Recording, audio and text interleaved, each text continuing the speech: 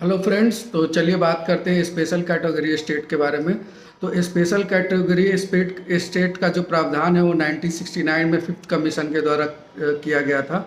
और उस समय फिफ्थ कमीशन के जो चेयरमैन थे वो महावीर त्यागी थे।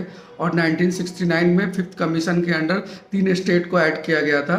और उसमें असम था, नागालैंड था और जम्मू कश्मीर था। उसके बाद टोटल 11 स्टेट इसमें इंक्लूड किया गया, जिसमें 7 सिस्टर थे। एक सिक्किम था, तेलंगाना था, जम्मू कश्मीर था, और उसके बाद जम्मू कश्मीर, उत्तराखंड और हिमाचल प्रदेश था।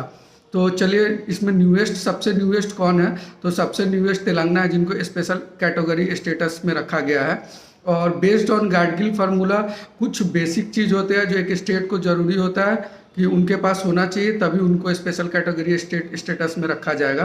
तो वो कौन कौन सा है? पहला, हिली रीजन होना चाहिए, उनका टेरेन काफ़ी डिफरेंट होना चाहिए।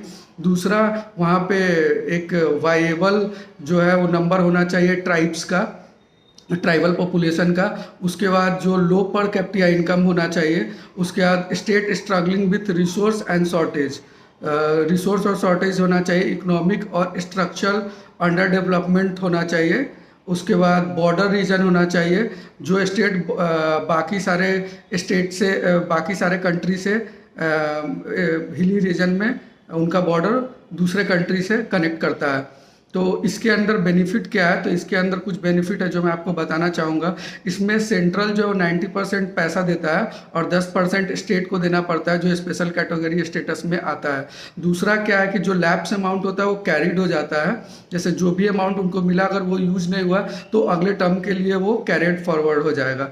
तीसरा जो क्या है वो कंसेशन मिलता है, excise duty, income tax, custom duty